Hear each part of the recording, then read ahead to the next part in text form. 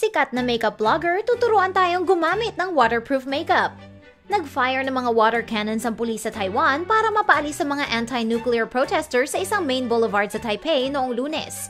Salamat sa tutorial na ito ay hindi na kailangan mag-alala ng mga babaeng protesters na masisira ang kanilang makeup sa mga ganitong sitwasyon.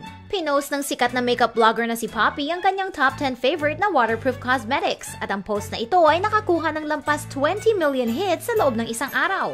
Buti na lang dahil ilang oras lang ang nakalipas at nag-fire ulit ng water cannon sa mga pulis laban sa mga protesters. Ayon kay Poppy, madalas siyang makisali sa mga rally at naisipan niyang ibahagi ang kanyang paboritong waterproof cosmetics para siya at ang kanyang mga readers ay hindi masisira ang beauty habang sila ay lalabanan ng mga otoridad.